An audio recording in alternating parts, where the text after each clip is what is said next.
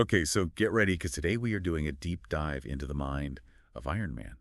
Well, Tony Stark, really. One of the most interesting characters in the MCU, that's for sure. Definitely. And we've got a fascinating analysis of his journey in the first Iron Man film, actually. Oh, cool. Yeah, and it's not just like a regular movie recap or anything. It gets into some pretty deep psychological stuff. Okay, yeah. Using terms like narcissistic spectrum, Yeah. even Freudian slip. Wow. That is going deep. I like it. Yeah, I think you're going to appreciate this one. Oh, I'm excited. What I really liked about this analysis was that it recognizes that Tony's transformation into Iron Man, it's not just about the suit.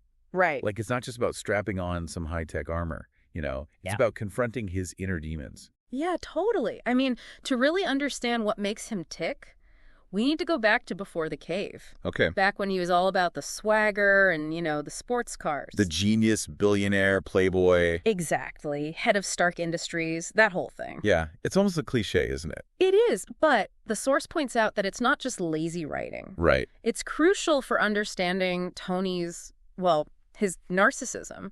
Like, take, for example, how he completely forgets Pepper's birthday. Ouch. Yeah, that tracks. Totally illustrates how self-centered he is at this point. The world revolves around Tony Stark. Exactly. His needs, his desires, his inventions, everything. And then everything changes. Yeah.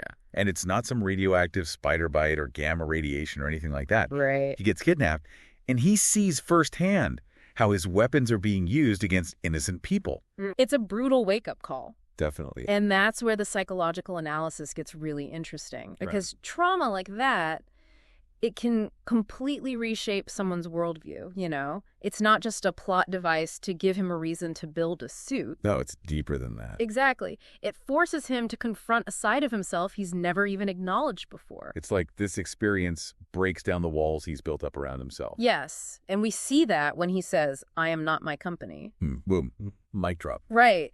He's starting to separate himself from his legacy, from everything he used to define himself by. So what does he do? Well, he builds a super suit, of course, because he's Tony Stark. Right. But it's what he doesn't do that I think is really important. Okay. He shuts down weapons manufacturing. Now, the source suggests that this might not be entirely altruistic. You're saying there might be some guilt mixed in with the heroism? Exactly. Okay, so he's trying to fix things, but maybe for his own peace of mind as much as anything else. It's a complex mix of motivations, And then there's that inscription on the salvage reactor. Proof that Tony Stark has a heart. Yeah. Do you think it's genuine, or is it more about how he wants to be perceived? Good question. It speaks to this tension that's always there with Tony. The image he projects versus who he's actually becoming. Right. And the source really digs into how these early acts of heroism, while definitely impactful, For sure. they're also kind of driven by his need for validation. Okay, so he's battling terrorists and facing down the Senate, but it's also feeding his ego at the same time. Exactly. It's a fascinating contradiction. It really is. And it makes you wonder, how often are our actions driven by purely selfless motives? That's a good question. Something to think about. Definitely. We all want to see ourselves as the hero, right? Right. But what does that really even mean? Exactly. It gets even more complex when you add in Tony's declining health because of the arc reactor. Right, absolutely. It's like a physical manifestation of everything he's going through. His company's instability is literally poisoning him. Well, yeah. And how does he deal with it? He pushes everyone away. Pepper, Rhodey, anyone who tries to help. Classic Tony. Right. But the source suggests that this fierce independence, it comes from a deep-seated fear of vulnerability. So he's building up these walls to protect himself, but they end up isolating him even more. Exactly. It's a classic defense mechanism. Avoids vulnerability at all costs because deep down he's afraid of being hurt. You got it. But then he discovers that message from his dad. Oh, yeah, that's huge. The one that paints Howard Stark in a totally different light. Right, the father who actually saw him, who loved him. And I think that's the crack in the armor that allows Tony to start letting go of those past hurts and start accepting the possibility of connection. It's a turning point for him, for sure. Because isn't it interesting that it's right after this that he's finally able to accept help? Yeah, you're right. He can't create that new element on his own. He needs someone else's knowledge, someone else's expertise. He needs to embrace his father's legacy. And not just the tech, but the love that fueled it. And that leads us straight into the Avengers, right? Right into the chaos. It's funny, in that first Iron Man movie when he says, "I am Iron Man," Oh, yeah. The source argues that at that point, he really believes it. Like he's become the suit, basically. Exactly. It's his identity now. Which, I mean, it makes sense when you think about it, right? It does, yeah. He put everything into building that thing. Yeah. It saved his life, and now he's out there saving others. Right, right. Easy to see how those lines would get blurred. Totally. But as his world starts to expand, those lines, they start to get challenged, you know? Okay. Take the Avengers, for example. Okay. Suddenly, he's not the only genius, billionaire, playboy, philanthropist on the block anymore. Oh, yeah. Competition. Right. And not only that, but everyone else seems to have their powers, like, figured out. Yeah. Thor's a god, Cap's a super soldier. Right. Tony's still trying to figure out how not to die from the thing that's keeping him alive. Right. It's a process. It's a lot of pressure. And that's what makes that dynamic with Steve Rogers so interesting. Oh, yeah, their little rivalry thing. Yeah, like, remember that first meeting? Oh, yeah. Big man in a suit of armor. Take that off. What are you? Ooh, burn. Right. Yeah. That question, according to the source at least, cuts right to the core of Tony's insecurities. Because deep down, he's still not sure who he is without the suit. Exactly. And Steve's whole, like, Boy Scout, you know, old-fashioned heroism. Yeah. It challenges everything Tony thinks he knows about being a good guy. It's like their whole ideologies are just, like, clashing. Totally. And we can't forget that on top of all this, Tony's also still dealing with the psychological fallout of, you know, The kidnapping. the PTSD. Right, of course. Yeah. It doesn't just magically go away because he built a cool suit of armor. No, definitely not. It's easy to forget about that when you're caught up in all the action. Yeah, for sure. But the source really highlights how those experiences continue to shape Tony's behavior. Even when he's trying to do the right thing. Exactly. Okay, so how does that manifest? Like, what are some examples of that? Well, like that scene in Avengers Okay. where he's having that panic attack after the wormhole. Oh, right. He's pushing Pepper away. He can't even articulate what he's feeling. Yeah. That's the trauma talking right there. So it's like his instinct is to shut down, push people away. And isn't it interesting how, in a way, that kind of ties back to his narcissism, too? Oh, absolutely. I mean, they're obviously different things. Sure, sure. But the source suggests they're both kind of coping mechanisms for Tony, Okay. you know, that need to be in control, the fear of vulnerability. Yeah. They all stem from this, like, deep-seated fear. So he's trying to protect himself. Exactly. Trying to prove he's invincible because facing those inner demons, it's terrifying. It's easier to just build up walls, right? Which, ironically, just makes him more isolated in the end. It's a vicious cycle, you know? Yeah. And the source doesn't really offer any easy answers, which I appreciate. It acknowledges that this is an ongoing thing for Tony. Exactly. It's a process. Yeah, he's a work in progress. Always evolve. So even with all the progress he's made up to this point, he still has a ways to go. Oh, absolutely. But I think that's what makes his journey so compelling, you know? Yeah, it feels real. It's messy, it's complicated, it's relatable. Because who hasn't felt that way at some point? Totally. We've all had those moments where we've pushed people away or tried to control everything out of fear. Right. It's part of being human. Exactly. Although I will say, Yeah. most of us don't have to do it while battling supervillains. True. That does add a certain level of difficulty to the situation. I can't even imagine. Right.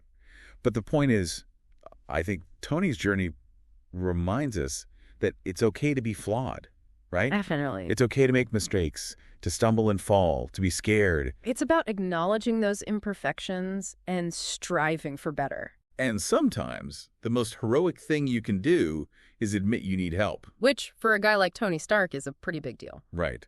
So with that in mind, Yeah. where do things go from here? We've talked about his narcissism, his trauma, his relationships. Right. How does all of that connect to the Tony Stark we see in later movies? Well, remember how we talked about how the source sees Tony's early heroism as being partly driven by this need for validation? Oh, for sure, yeah. Like, he's still trying to prove something to himself and the world. Yeah. So what happens when that need for validation collides with a world that doesn't play by his rules? Ooh, you're talking about Civil War. Bingo. The source obviously predates Civil War. Right. But it does such a good job of setting the stage for understanding why that conflict is so significant for Tony. Oh. He's trying to reconcile this desire to be the hero with the very real consequences of his actions. Like with the Sokovia Accord. Exactly. The whole superhero registration thing, the question of accountability. But like all of Tony's past mistakes are coming back to haunt him. Big time. And this time it's on a global scale. So how does he deal with that? Well, he's forced to confront a fundamental question. Is it better to have absolute power or absolute accountability? Whoa, that's a heavy one. It is. And it's a question that divides the Avengers and, let's be honest, the audience, too. Yeah, for sure. And it's a question that he continues to wrestle with as he faces even greater threats. Because Civil War is really just the tip of the iceberg, isn't it? Exactly. It's all building towards something much, much bigger. We can't talk about Tony's transformation without talking about Thanos, can we? So how does the source, even though it only focuses on the first film, how does it lay the groundwork for understanding how Tony would react to a threat like Thanos? Well, remember, this is a man who is haunted by this possibility of failure. Yeah. The fear that he won't be able to protect the people he loves. Right. And with Thanos, that fear becomes a reality. Because he loses. He does. And then he's faced with this impossible choice. And in those final moments, facing down an enemy who's threatening to wipe out half of all life in the universe, we see just how far Tony has come. From self-absorbed playboy right. to the man willing to sacrifice everything to save everyone. Talk about character development. Seriously.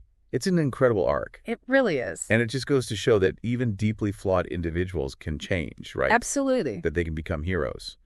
They can find redemption. Yeah. It's pretty powerful stuff. It's amazing, right?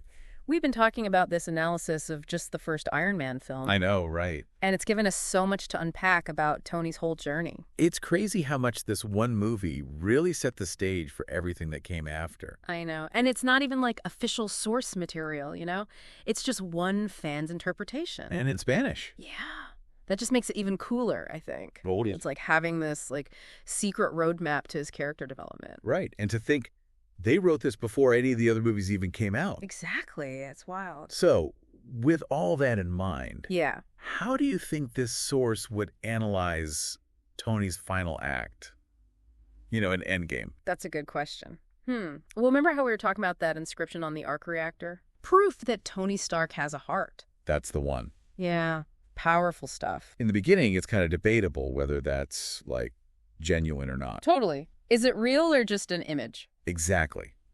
But when he's facing Thanos, when the fate of the universe is literally on the line, his choice isn't about perception anymore. It's about something much, much bigger. He's not doing it for the glory, you know? He's not doing it for the recognition. He's doing it because it's the right thing to do. And because he loves these people. The source was right. That's the proof. Snapping his fingers, knowing it's going to kill him. The ultimate sacrifice. And he doesn't even hesitate. True hero. It's kind of hard to wrap my head around, honestly. I know, right?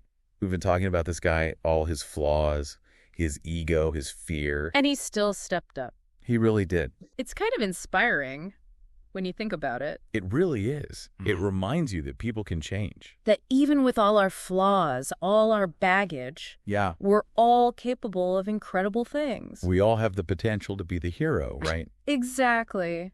Maybe not saving the universe, but in our own way, you know? That's a really good point. Well, on that note, I think we've reached the end of our deep dive into the mind of Tony Stark. Time flies when you're dissecting a superhero's psyche, huh? It really does. But seriously, this has been such a fascinating conversation. I agree. And all thanks to that amazing analysis you found. I know, right? Huge shout out to the Iron Man fan who wrote that. You know who you are. We're so glad you shared it with us. And that you shared it with the world. And thank you for listening. We'll be back soon with another deep dive into something awesome. Can't wait.